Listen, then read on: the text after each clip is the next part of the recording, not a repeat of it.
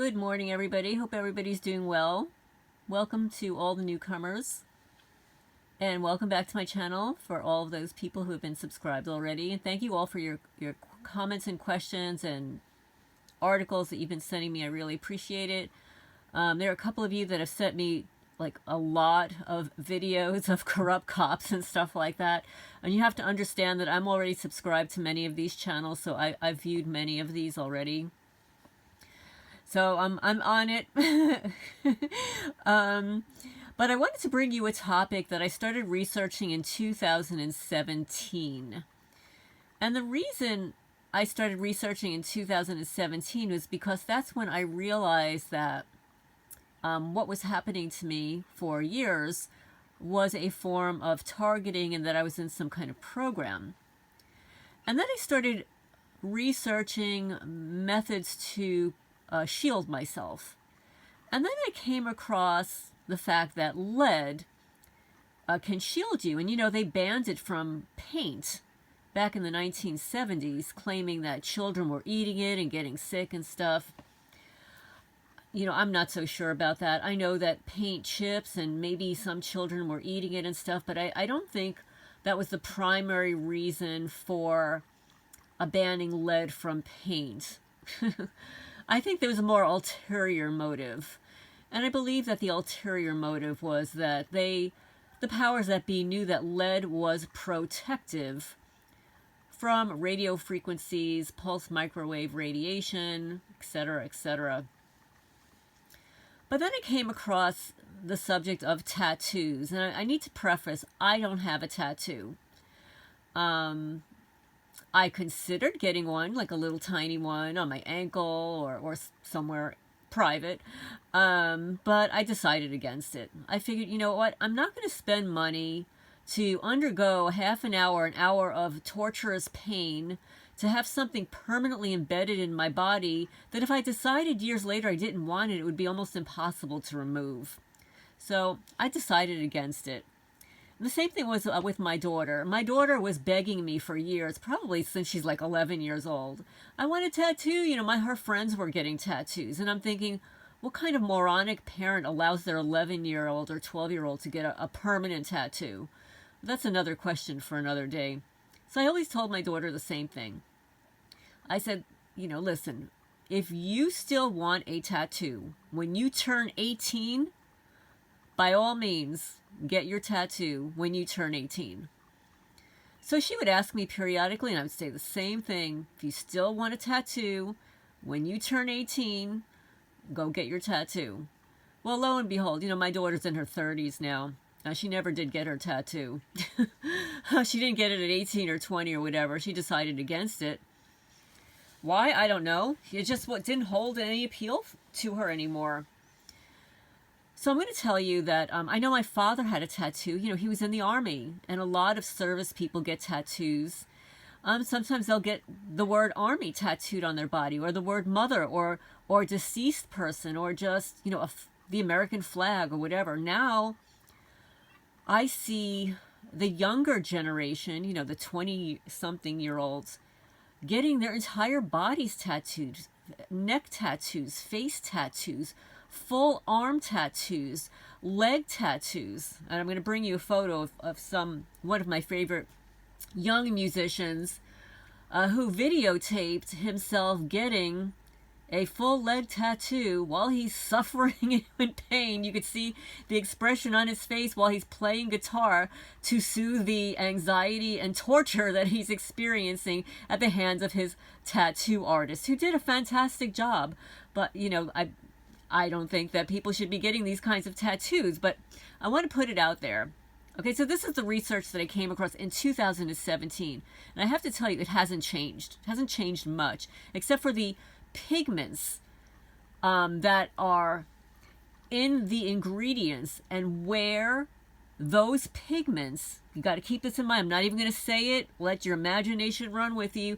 Some of these pigments are not manufactured in the United States. I'm just going to leave it at that. Use your imagination about where they're being created and what the possibility might be for other additives that are not regulated under the FDA being included in those inks, okay? So first and foremost, most of the black ink utilized in tattoos is carbon, it's soot or ash, and other elements used as pigments. The coloring includes antimony, arsenic, beryllium, calcium, lithium, selenium, and sulfur. Tattoo ink manufacturers typically blend the heavy metal pigments and the use of lightening agents such as lead or titanium to reduce the production costs. Now, this is what I found on Wikipedia in 2017. It hasn't changed, okay? What is tattoo ink made of? Tattoo inks may be made from titanium dioxide, lead, chromium, nickel, iron oxides, ash, carbon black, and other ingredients. Some of the pigments are industrial grade and used as, you ready for it? Automobile paint. Okay? So arsenic, arsenic, it's a chemical element with a symbol AS, an atomic number. Get ready for the atomic number, folks. Any guesses? 33. Arsenic has the atomic number 33. Arsenic occurs in many minerals, usually in combination with sulfur and metals, but also as a pure elemental crystal. Arsenic is a metalloid. It has various allotropes, but only the gray form is important to the industry. The primary use of metallic arsenic is in alloys of lead, as in car batteries and ammunition. Arsenic is a common N-type dopant, and it's in a semiconductor electronic devices. So I'm just going to put this out there, folks. Okay. So I'm not talking about somebody that gets like a little tiny tattoo, like a little smiley face or a little butterfly or a cat or whatever. I'm talking about somebody that is tattooing a very large portion of their body that resides on meridians of the body that coincide with internal organs, okay? Like your liver, your spleen, your heart, your thyroid, okay? All of these very important bodily functions. So if arsenic is used in semiconductors, and for those targeted people out there, we have evidence of semiconductors being utilized to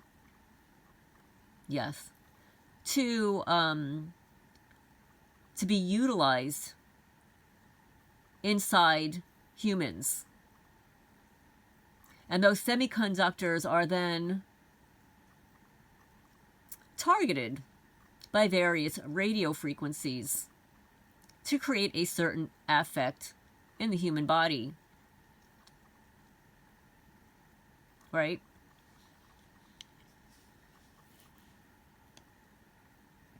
So, then arsenic and its compounds, especially the trioxide, are used in the production of pesticides, treated wood products, herbicides, and insecticides. These applications are declining, however. There is a species of bacteria that are able to use arsenic compounds as respiratory metabolites. Trace quantities of arsenic are an essential dietary element in rats, hamsters, goats, chickens, presumably some other species, including humans. However, arsenic poisoning occurs in a multicellular life if quantities are larger than needed. And think of this for a minute, folks. You know, it's one thing if you accidentally ingest the seed of an apple.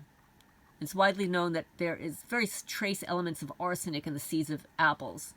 Okay, so if you eat an apple a day, you've got a little trace mineral of arsenic. comes and goes, you poop it out or whatever.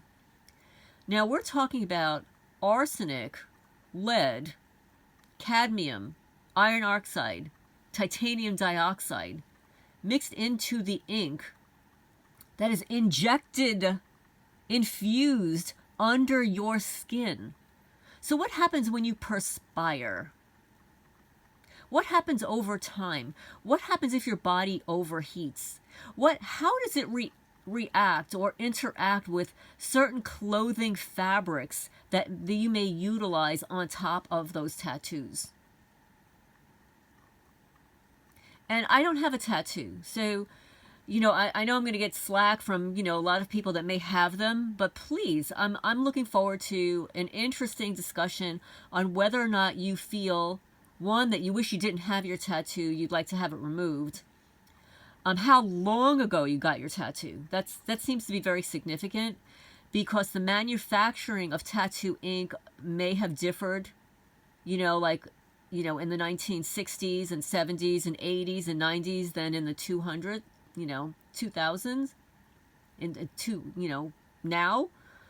So, and where they're being manufactured, and the other ingredients that are being mixed in with the preservatives, the colorings, to reduce the costs.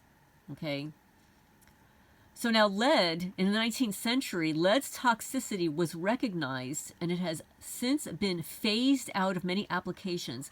Lead is a neurotoxin. You hear that? Lead is a neurotoxin. It accumulates in the soft tissues and bones. It damages the nervous system and causes blood disorders. It is particularly problematic in children. Even if blood levels are promptly normalized with treatment, permanent brain damage may persist. This is lead, and this is why they took it out of the paint. But we all know as targeted people that lead-based paint is protective from microwave radiation. Like if you paint it on your walls, it may help in reducing the assault of microwave radiation, particularly while you're sleeping. And that black paint that some people will spread on, a window, a door, or entire room, is lead-based and protects against that.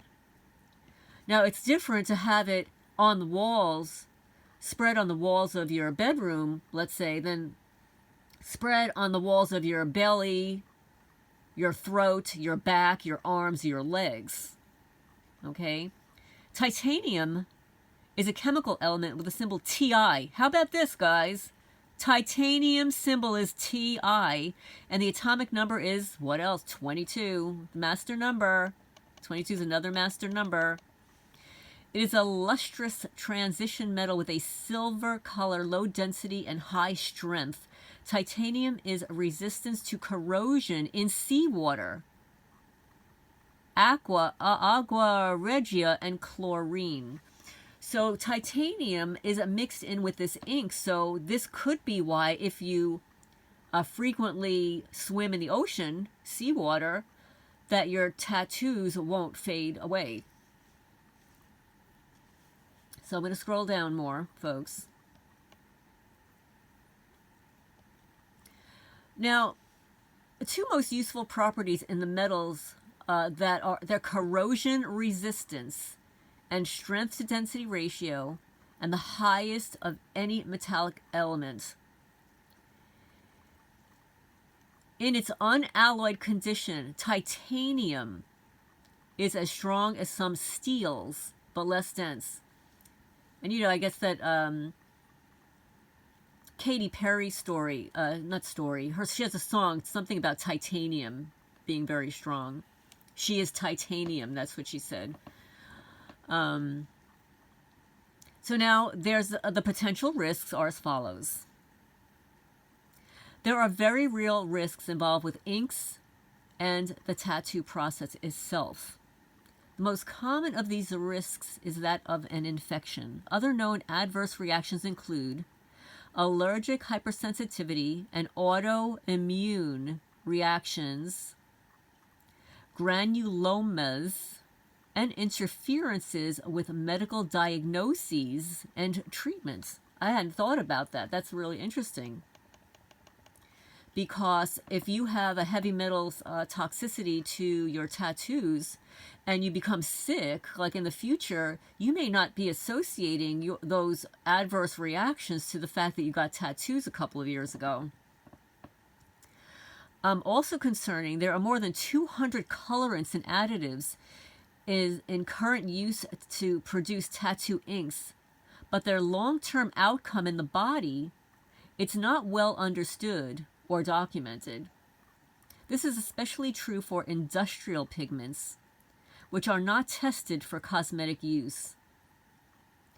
Pigments are known to release carcinogenic, aromatic amines as they break down, specifically when exposed to solar and ultraviolet radiation. So my question is, for those targeted people out there that have tattoos,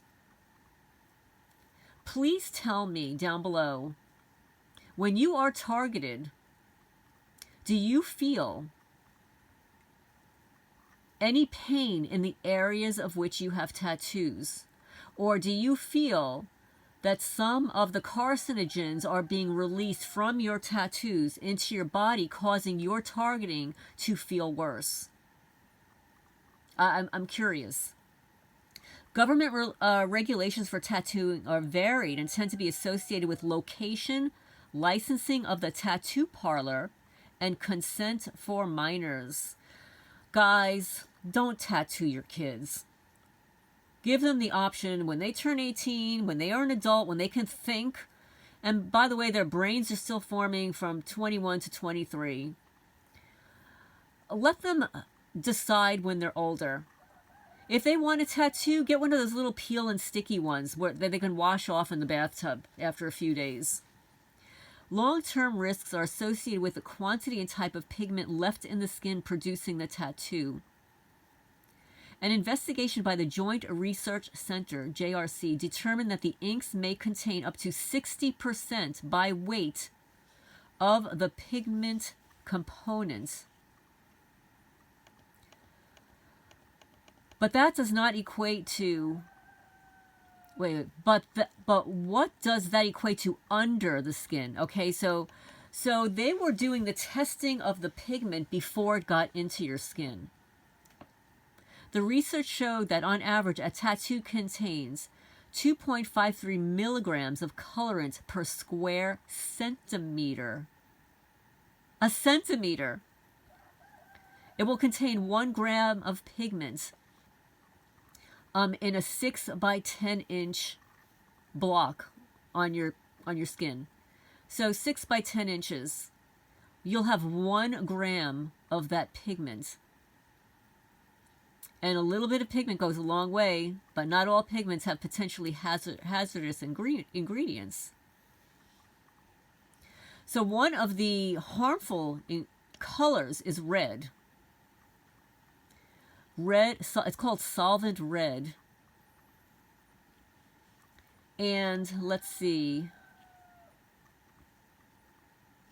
There's a question here that was posed. Should I be concerned about unsafe practices or the tattoo ink itself?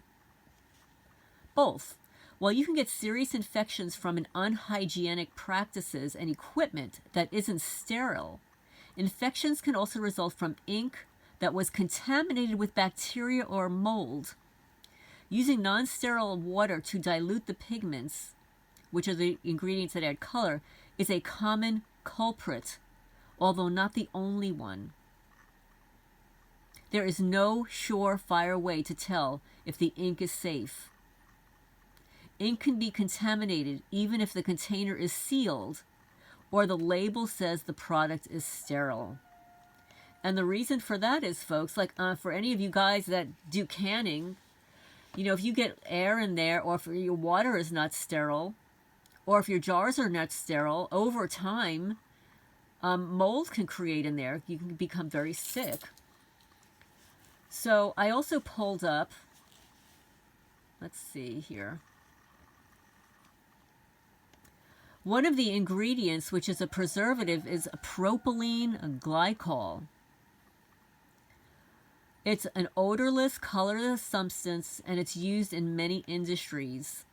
It is generally non-toxic. It is a liquid additive that absorbs water. As a humectant, emollient, and preservative, propylene glycol holds moisture while preventing mold in certain medicines, cosmetics, and foods. As a solvent, it helps improve the texture and consistency of foods, drugs, paints, and more. It is also used to create artificial smoke. Okay, I'm not going to go into all the details about that. That's just one other ingredient in tattoos. And so I went to the FDA website. Tattoos and permanent makeup fact sheet. Now this applies for all you women out there that are getting your eyebrows tattooed. I even considered doing it because who wants to put that paint on your eyebrows? And even like, remember Michael Jackson had his the rims of his eyes tattooed so he would not have to apply eyeliner. So the FDA considers the inks used in intradermal tattoos, including permanent makeup, to be cosmetics. When we identify a safety problem associated with a cosmetic, including tattoo ink, we investigate and take action as appropriate to prevent consumer illness and injury. Pigments used in the inks are color additives, which are subject to pre-market approval under the FDA Cosmetic Act. However, because of other competing public health priorities and a previous lack of evidence of safety problems specifically associated with these pigments, the FDA traditionally has not exercised regulatory authority for color additives on the pigments used in tattoo inks. The actual practice of tattooing is regulated by local jurisdictions. However, during 2003 and 4, the FDA became aware of more than 150 reports of adverse reactions in consumers to certain permanent makeup ink shades. And it is possible that the actual number of women affected was greater. Again, people do not associate their negative effects to what they're placing on their bodies. And I've been watching I watch a lot of TikTok videos, and a lot of girls are applying tons of cosmetics to their faces just for likes and shares. And they're turning themselves into Betty Boop and Halloween creatures and everything else by applying layers and layers and layers of cosmetics. I can't even imagine how many times they have attempted to do this before they got it right. And your skin is absorbing all of these toxins.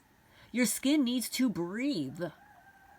The whole purpose of your skin is to breathe. It has pores to breathe and absorb moisture and excrete moisture. The pores are being blocked by these toxins. So I'm going to repeat here. The most common pigments used in tattoo ink are iron oxide, carbon black, cadmium, titanium dioxide. Carriers are used to dissolve the pigments and help the ink flow smoothly during the tattoo process. Common carriers used in tattoo ink include water, glycerin, and propylene glycol. Additives are used to improve the stability and longevity of the ink, as well as to adjust the viscosity and surface tension. Additives are used in tattoo ink can include preservatives, thickening agents, and surfactants. There are concerns about the potential health risks associated with some of the chemicals used in ink. Heavy metals, such as cadmium and lead, can be found in some pigments used in tattoo ink, which can cause long-term health effects if they accumulate in the body over time. Some organic pigments have also been linked to allergic reaction and skin irritation. There are currently no regulations in place regarding the chemical composition of tattoo ink, which can vary widely between manufacturers. And I'm going to add, where are those manufacturers? Are they here in the U.S.? Some countries have begun to implement restrictions on certain chemicals used in tattoo ink, such as the European Union's ban on certain azo dyes, AZO. Okay, so now I'm going to show you one of my favorite TikTok guitar players. Let's see if I can pull up his video here. His name is John Dretto. And here he is getting a tattoo.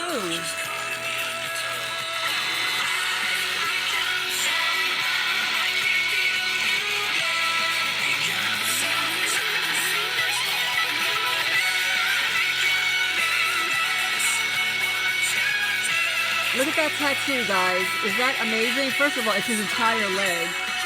And look at that gorgeous guitar. Okay, I'm going to play it again because I want you to see the expression on his face that he is in so much pain. Go